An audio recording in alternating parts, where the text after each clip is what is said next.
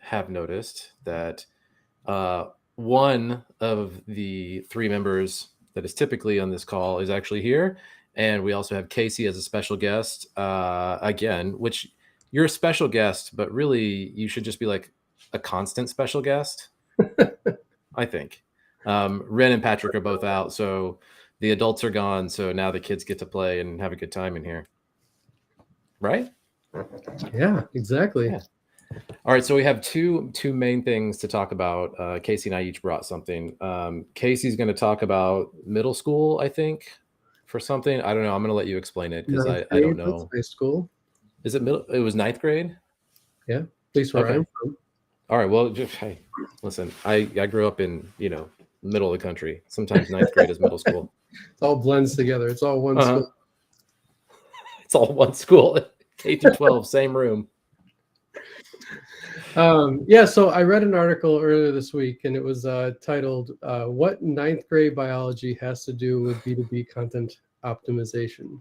And this article was mainly focused on marketing content, but the correlation that the writer made was that it's all about experimentation and the scientific method. And for someone with a Okay. physics background, I use the scientific method all the time. I love the scientific method, big fan of it.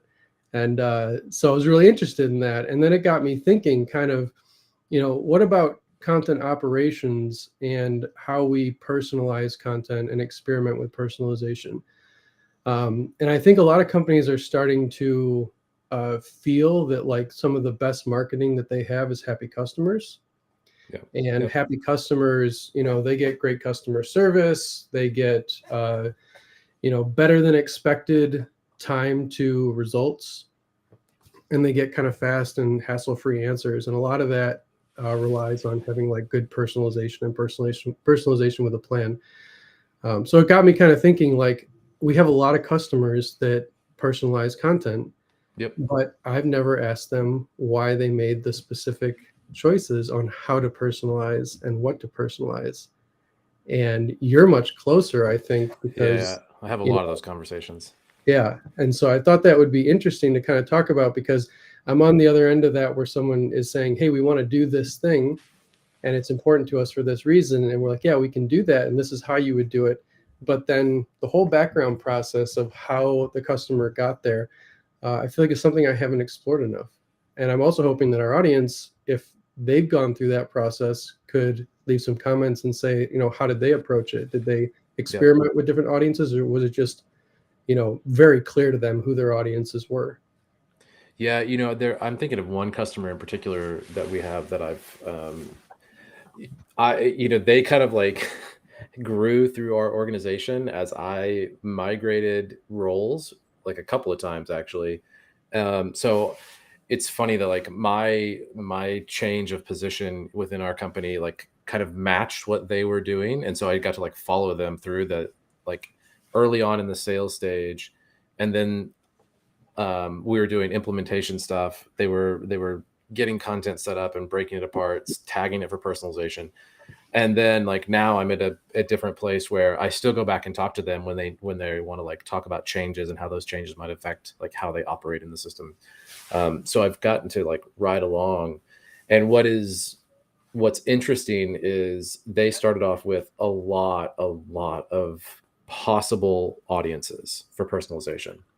Like I think for any given page that you might see on their help site, there were something like the average page had like 30 some variations that page could be presented in depending on the audience. And they broke things down by they have a complex product offering, and some of the product pieces are so modular that they just like the leadership team could say like, you know what, we're going to make that piece part of this product over here now, and they could in principle just remarket and rebrand that product as having this other thing, because their entire product suite is so modular that they could then move these pieces and say like, well, it's now a part of that product, and so if you have this product group you get that feature. What we found out is this particular customer had the opportunity to tag content for more than that 30 some audiences. It could have been hundreds if they wanted to, because they could have tagged everything by like feature and product group and customer type and role and all of that. But what they found was the cognitive effort it took to write and manage for all of those like hundreds of audiences was just too much. And so they had to find a sweet spot. And somewhere in the range of like 30 to 40 is that sweet spot for them for delivering content and being able to write it and manage it. Well, I mean, 30 to 40 is incredible in itself. I think, Yeah. most companies, one or two audiences is a challenge by itself, right? So that's pretty incredible to manage that many different audiences. Yeah. So that's interesting. So when do you know if, when they went through that process, that what kind of metrics they were using to determine like what was important, or was that kind of, were you too far away from that? What do you mean by like determining what was important for them? Like, do you mean content sets as a particular persona or something? Yeah, so different personas. Obviously, like if they had a choice between 30 and 100 different levers that they could pull, I'm assuming that that correlates to quite a different number of personas that might be using different parts of the software or different configurations of the software. So it's really interesting to kind of understand what's the process for determining what's the most important ones to do. Yeah. I mean, I think that their initial goal, the driving force was personalization, just like full stop. We want to make sure that when a customer comes to the site, they only see the content for the products that their organization has purchased for their particular role as the user. So we might be able to purchase a single product from them that would have a bunch of different features. And then you might have like an admin role in that product. I might have like an attendee role or something, like just basically a user role, but not admin. And then there are some other ranges in there. And then effectively so they started off with this goal: only show content to the individual user for the products that their organization has purchased and for their particular role within that organization. And what they found is that was still too many audiences, given the number of types of users you could have in their system, the number of different product combinations you could put together. It still was too much from a content creation and management standpoint, just from a team perspective. Like there isn't a technical limitation. Like hands-on keyboard. Yeah. Hands-on keyboards. It was like overwhelming for the amount. So then they started to have to do, I mean, maybe this is where you think like scientific method comes in. They started categorizing and basically looking at what is the breakdown. I'm trying to avoid some of these like catchy words in our space, but from the philosophy classroom or from the biology classroom, they make sense. Like they started basically looking at their product ontology and the structure of it, and then going, all right, given all of this, now how should we personalize this, understanding that we humans have a limitation to our ability to just simply write content that is aimed at 100 different users in a single file or something. So yeah, that makes perfect sense, right? So like the user personas of the product that's being utilized kind of governs the major audiences that you were published to. I think where it gets really interesting is when you kind of think about the level of detail in the content or the expertise, and like those can be audiences that they're like a super group of multiple different personas, particularly in the software.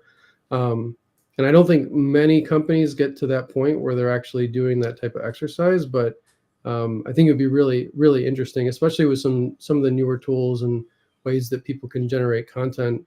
It might be easier to do that and test that now than it was, say, 3 years ago. Yeah, that's right. That actually, well, maybe we'll save the question for the next one, but like it talks about, like it hints at anyway, like how should we understand what content operations are for an organization. So I want to bring up one thing, and I don't mean to open up, this is a separate can of worms, and I don't really mean to open it up as like, let's get ultra controversial here. But I found this article. It was linked to on LinkedIn. I don't even remember where on LinkedIn I found it, but I have like the actual article. It's very short. It's more real article. You didn't make it up, right? I didn't make it up. Like I'm staring at it and I didn't write it. So it's the title is the equivocation in the title. I have a hard time with as someone who likes to be clear about things. But the title is called "DITA Without DITA," which is it's an equivocation. What it should like a more accurate title is "How do we get the benefits of DITA without DITA?" Like that's what the title really is. And so the assumption is we're using a DOCSIS code pipeline. And then are there ways that we can get the things that are valuable about DITA out of a non-DITA framework? And it calls out three things like DITA's function really, it's one of its driving goals, or its three main driving goals are enforcing a structure. Yeah, it does that. Reusing content at all kinds of levels and generating personalized content, basically like tagging things. So this very, very brief write-up is like, can you get this without using DITA? And can you do this in a DOCSIS code framework? And the answer is like, it's yes, like you can do this. There are ways to do it. That's not really what I want to focus on. What I want to focus on is this one line right at the end. It's a conditional. If strict enforcement of a structure is not a requirement, DITA is not needed. Like, okay. But at what point, when you're creating documentation about your product, do you not want enforcement? And like, what's interesting is literally there's a button at the bottom of this article that says next for like the next article, and it's from DOCSIS code to DITA, and it's a really great article too. And it's like, when should you consider making the move from DOCSIS code to DITA? And I don't have anything against DOCSIS code, just generally speaking. But there, the next one is like, here's a thing that tech writers really want: consistency. And it's like, if consistency is really, really important to you, then you should consider adopting DITA, just generally speaking, because it forces the consistency with the structure. And I'm just like, when do you not want consistency? When are you like, yeah, it doesn't matter? Like, I don't think anybody ever really thinks that. And so I think the idea of like, we don't want consistency is, or we don't care. I don't think anybody really has that. So maybe the question is like, is it about strict enforcement of a structure or consistency? And maybe that's where there's some flexibility. But this is one thing that I always wonder about. Like, I work with people all the time that are like, we're working in Word and Google Docs. That's less consistent than even Markdown. And you can do whatever you want in there. Like, it's the Wild West in Word still.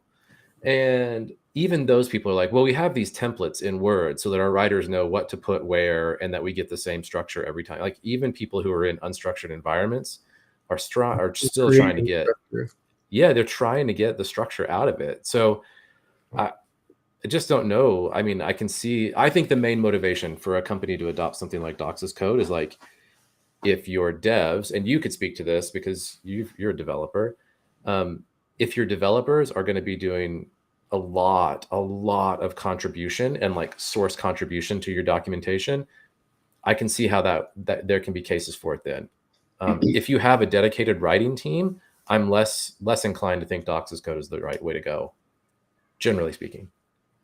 Yeah, and I mean, the other thing that makes it really attractive is that to teams that are heavy in development is that they already have the expertise to use a lot of the tool chain, which is a double-edged sword though, because it means you can get into it and produce and publish something really quickly, super fast. But then almost every organization is creating their own way of doing everything after that. And so there's very little standardization. I mean, there's some projects to help with that, but it's interesting because, DITA is a standard and a philosophy, and nothing says you have to use XML. I think that's like maybe one of the intentions is like what format you're using. Yeah. Nothing says you have to use XML to implement DITA. Like, it has a vocabulary that has a specific structure that should be enforced that's based on best practices. So you certainly could do that in almost any system that could represent that vocabulary, sufficiently well and validate it. I think the challenge is that there's been, DITA has become extremely mature. So there's been 20 years of work done to work out all of the tooling and the processes and things like that. And there's even in you know, and any technology, a lot of rework has to happen to basically reinvent all those wheels. So if you're really looking at getting the same level of benefits, it's hard to say that you should reinvent all of those wheels unless there's like one really specific thing you want. Like we just want reuse. Then like, there's ways you could inject that into almost any format. You got a little thumbs up there. What was that about? Where's the thumbs up? Do you see that? You got a thumbs up pop-up next to your head. That was great. Hopefully that was from someone actually watching this. I'm pretty sure that was your computer, but either way, I'm very excited. I think we need to continue like the comparison of like Doxa's code, its pros and cons, and Dida pros and cons. Like, I mean, I don't know, maybe we do a running series about that, but I think it's something worth talking about because there's a time and a place for sure for either one. Yeah, absolutely. Anyway, that's it, Casey. We have hit 16 minutes, which it's supposed to be a 15-minute show, and 16 is our standard. So we're right on time. No hot takes or whatever we call them. I don't have hot takes. I don't have hot takes ever. My only hot take is if you're in the path of totality for the eclipse coming up, it's on April 8th. Don't miss it. That's right. It's going to be like 120 years before the next one's really visible anywhere you can get to easily in the United States. Also, so I will, you leave with that, which reminds me of this. I'll leave with this. If you ever drop your keys into a river of molten lava, forget them because, man, they're gone. They're gone. That's it. See ya. Have a good weekend, man. From experience? Nope. Okay. It's a Jack Handy quote. Just in case. Yeah. See you, buddy. All right. Good weekend, everybody.